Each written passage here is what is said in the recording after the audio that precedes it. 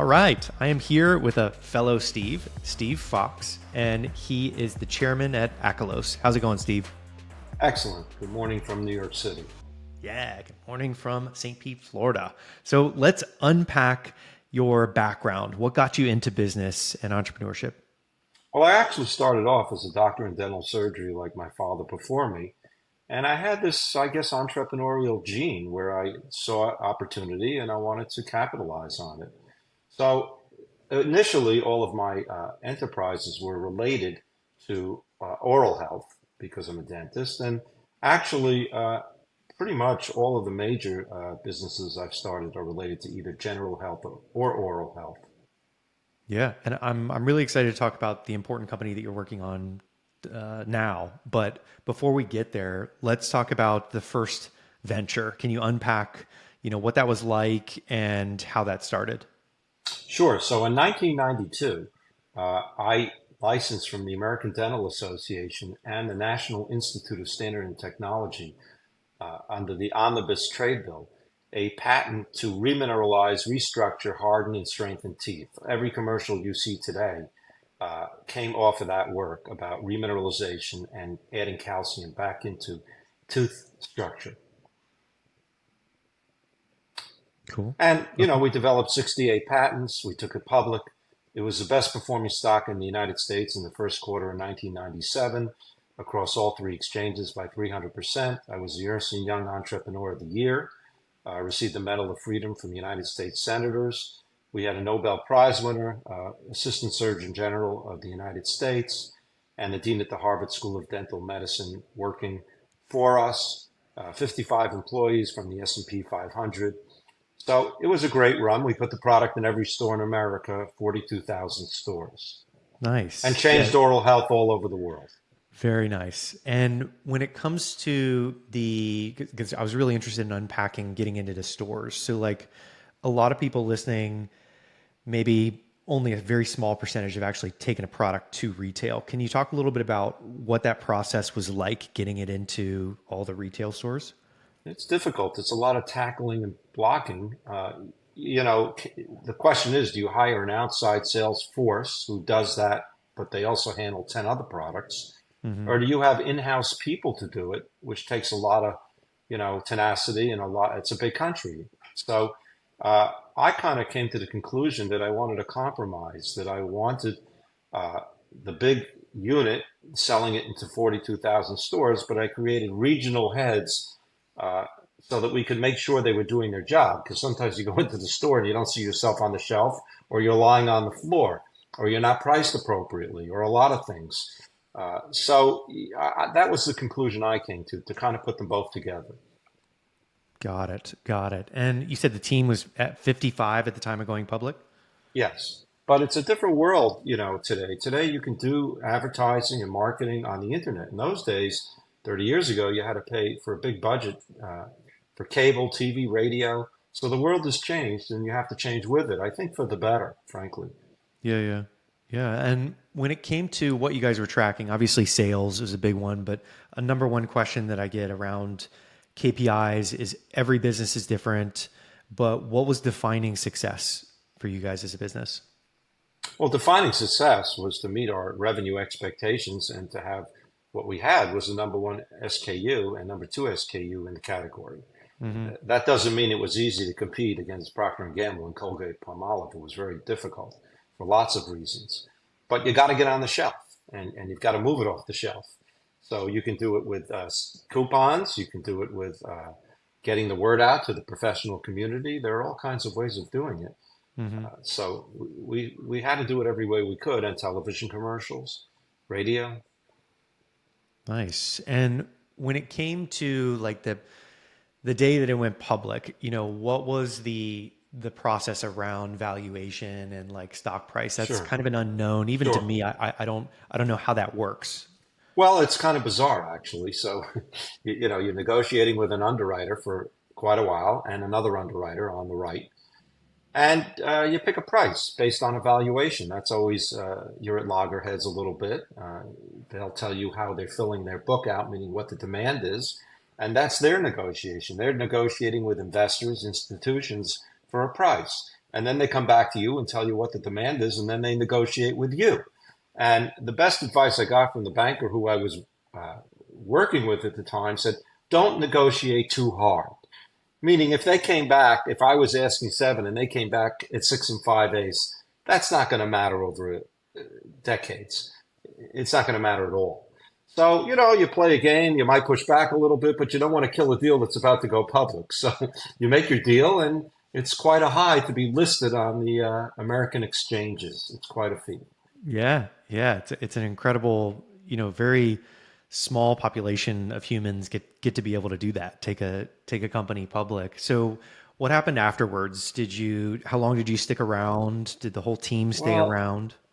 what happened afterwards is, first of all, you're in a quiet period. You can't open your mouth for 30 days. And I found there are lots of lessons in what institution or what analyst will support you or won't support you. So that's the CEO's job to, after 30 days, to open his mouth and tell people what he's doing so that the stock has support. And also public relations has to kick in, investor relations, so the stock has support. The company is support. And what happened was we had a great ride. I mean, the stock, as I say, was the best performing stock in the United States in the first quarter in 97. And that gives you the ability to also raise money at a higher valuation with less dilution. And you need that money to get, to support the company. So everything you raise in an IPO wasn't necessarily enough money to support the endeavor. So it's chicken, egg, chicken, egg, chicken, egg. It's all tied together. Hmm. Yeah, yeah. And what sort of happened when you left? I mean, how what was that Well, timeline like for you? well, it was a 10-year timeline. It took 4 or 5 years to get the product developed. This is product development also.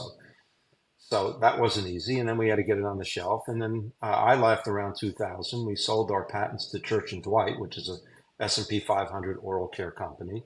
I would say that in the last 25 years, those technologies have influenced oral health all over the world, Hmm. with many, many different kinds of products that came off of those patents. And then I was done. And then, then I had to figure out what I was going to do next with my life because at that time I wasn't teaching anymore. I had no patients anymore. And I wasn't the CEO and chairman anymore. Uh-huh. So, what did you end up doing next? Well, for a year, I went on my boat and I wanted to think it out. I wanted to think out what my next steps were. It's not Hmm. so easy to find the next great idea for a company. And I don't jump into them unless I think it's a great idea. So I decided to go back into practice in Manhattan and go back to my model of seeing patients and looking for the next great idea. Something that I feel impacts people all over the world uh, as it relates to their health. That's my thing. Yeah. Cool. And when it came to the next venture, what did you do? What was the Well, big? so I recognized, having been in practice, that we had a terrible crisis when it came to pain and opioids. Everybody recognizes it, but no one can do anything about it, apparently. So I realized that there are 500 million people with neuropathic chronic pain, which comes from diabetes, chemotherapy, shingles, facial pain, my sphere of influence. And I wanted to do something about it, but that's not so easy to do. But I found uh, and actually, on the business side, it's a $25 billion a year opportunity because physicians and dentists write prescriptions that don't work. It's a farce. Uh, so, anticonvulsants, antidepressants, and opioids don't work. And we have the worst healthcare crisis in the history of the United States, where 100,000 people are dying every year, and we need to find new drugs. It's worse than COVID. So I tell people when I'm in a room, look to the left and look to the right, because 1 out of 3 of you will be influenced by the opioid crisis. And in fact, in a poll a few weeks ago, Americans recognize that their number one healthcare priority right now is fixing the opioid crisis.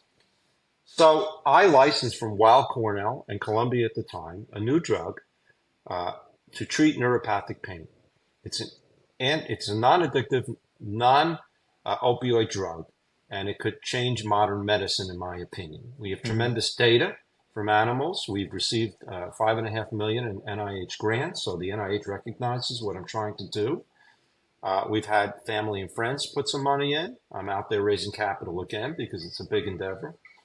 But I truly believe that this is my new calling, and we have a drug that we're testing on animals, and I hope to get into human trials to treat people with chronic pain, neuropathic pain. Nice. So that was how many years after the exit or taking the first company Well, public? that was 18 years after. It took me 18 years to find this kind of a deal. I did some small things, but this was the one that I just fell in love with. Hmm. Makes sense. Makes sense. Well, I think something that a lot of people sort of breeze over is the teams and how hiring works. And I like to dig into this before we talk about timing and being and preparedness and everything. So, how did hiring work? Because you mentioned that there was like a Nobel Sure. Prize winner Yes. working for you. How did you hire? Well, when I was a young guy in my 30s, I had had a Nobel Prize winner, Surgeon General, and Dean at Harvard. I was on the faculty at Harvard and NYU. And I Hmm. realized that the impossible was possible. So I didn't think that I could possibly attract their attention, but I tried. And they had been advising another company in this space.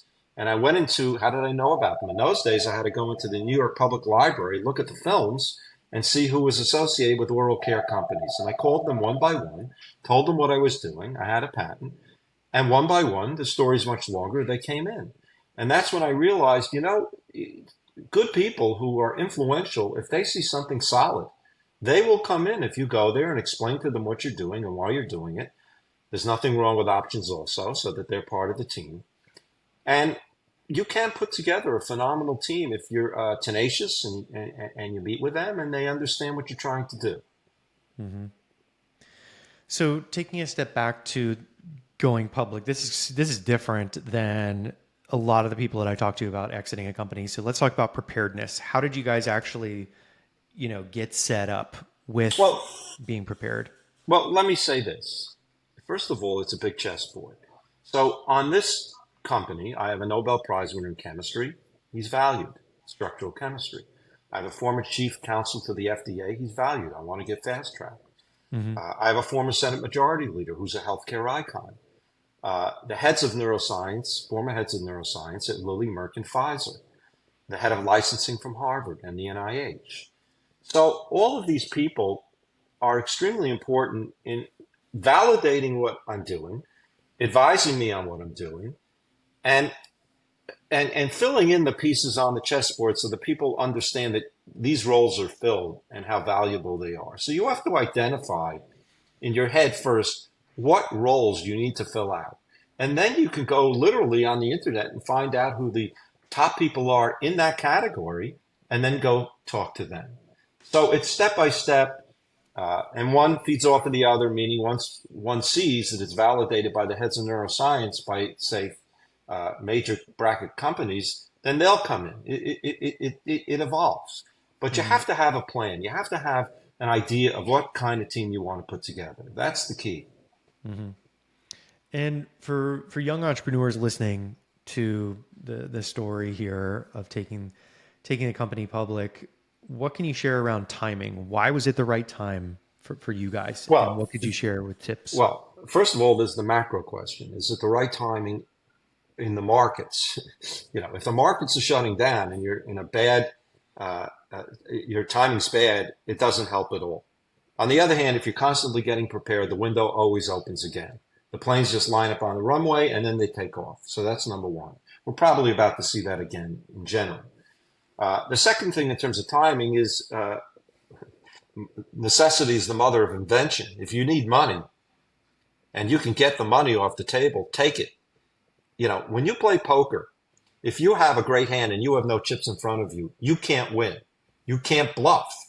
You need chips in front of you. So my best advice to an entrepreneur is when you have the money, that's the time to raise more money. When the VCs can't, take your firstborn, or the underwriters can't tell you your company is worth less, that's when you have your strength. Always play to your strength. Hmm. Nice. And negotiation with the two underwriters, like you said, what was that? What can you share around negotiation tips? Because that's a really unique Well, situation where you're negotiating. first people will try and beat you up on the valuation of your company, but presumably you have comps. Secondly, it's not equals MC squared. This is it's a combination of enthusiasm from the public. It's emotional. It's an emotional animal. What do they want to value it at? What do they want to come in at? How many shares do they want to buy? Is the book weak? Is the book strong? It's an art form. You just have to meander your way through it. It'll all work out. Get yourself a good SEC lawyer who has experience. Get yourself people with experience so they Hmm. can tell you if they've been public, how that helps them. Hmm. Uh, but a lot of it is just thinking out of the box and just working your way through it and getting people together with experience. Hmm. Experience is key. So that shifts us to the finale question of knowing what you know now. What would you tell Steve 10 years ago? Well, you know, uh, be creative. Think out of the box. Nothing's impossible. Be tenacious. Don't listen to the naysayers. They're generally wrong. Just stay true to yourself. And you know what? If you fail, you fail. There's no shame in failing. The shame is in not trying. Always try. Hmm. Well said. Well said. So let's talk a little bit about the current company and what stage you guys are at. Could you walk us through the startup story there and how you really kick things off? You said you raised over 5 million in grants and a friends and family round. What can you tell us about the stage? Well, I would say we're about a year and change, and that could change if we get fast track. But I would say a year and change to an IND right before you start human testing. This Hmm. is the tough part of it. We're testing animals. Our data has been tremendous. We have safety, efficacy, bioavailability from Berk, which is part of Cornell. No changes in heart rate, blood pressure. Honestly, they've been perfect. And more importantly, we showed that the drug is not getting across the blood-brain barrier. And if it doesn't get across the blood-brain barrier, it can't be addictive. So our hypothesis is really working out beautifully. We have this way of delivering the drug to what we call the HCN1 ion channel and inhibiting it. And I'm right now at the point where I have it all set up to go to a contract research organization, but I need that $8-10 million now to get me to that phase. And then phase one is safety on human beings. That's another 4 or 5 million. And then phase two and three is 40 million to continue human testing. Hmm. Got it.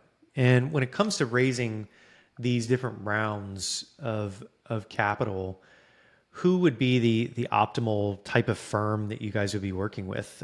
Because not a traditional really VC, right? Or would you be going after kind of? No, well, if I had the last time I did it, I raised $5 million myself from friends and family. Hmm. That's the best way. If you're willing to block and tackle and talk to your blue in the face, you're not getting beat up by VCs. You're not getting cheap valuations. Uh, and you're not in that kind of a game. Now, that doesn't mean they can't be fair. Don't get me wrong. But typically, they have their model, which is 2 and 20, which is 2 and 20, to be right 3 out of 10 times, be right 30% of the time. And that's their model.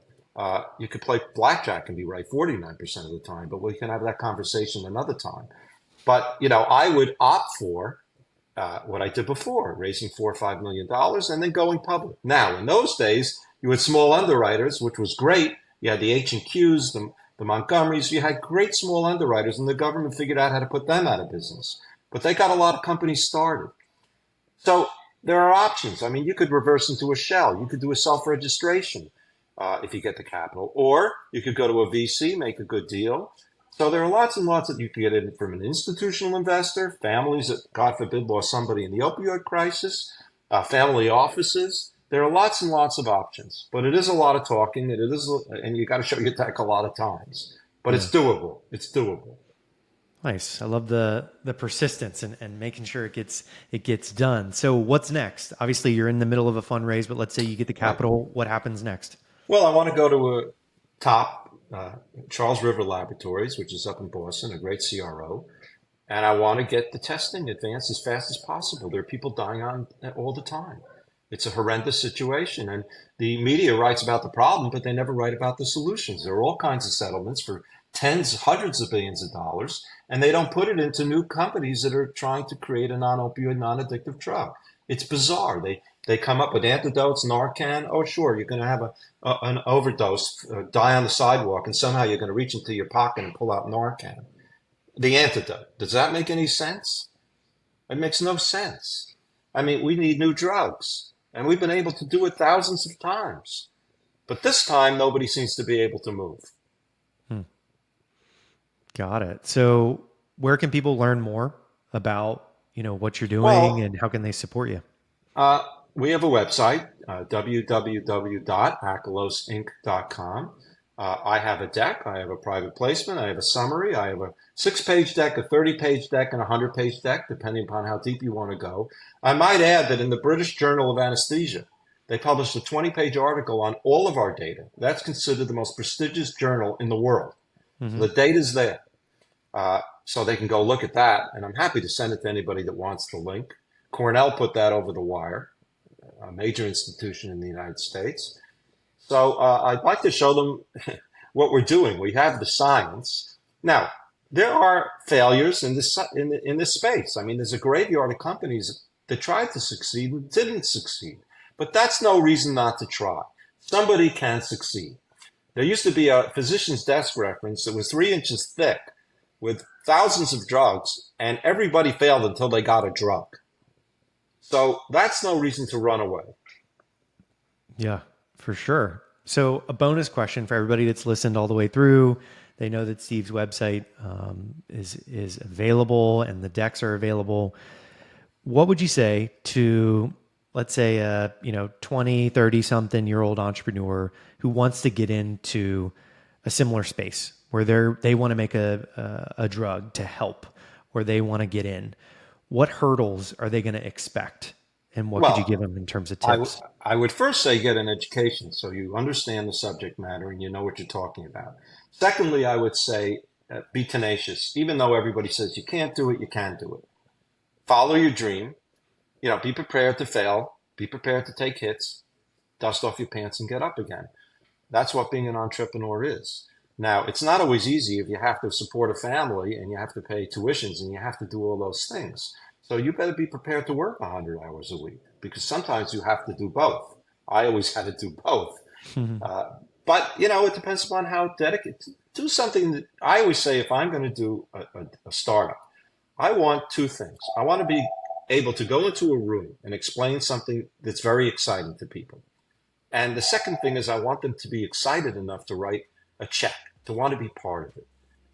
If you can't get that done, you're wasting your time. Well said. Well said. Well, those are all the questions I have for you, Steve. Wherever you guys Okay. are listening on iTunes or Spotify, the links that Steve mentioned will be in the show notes. But thank you so much for coming on and sharing your story. My pleasure. My pleasure. Thanks for the interview.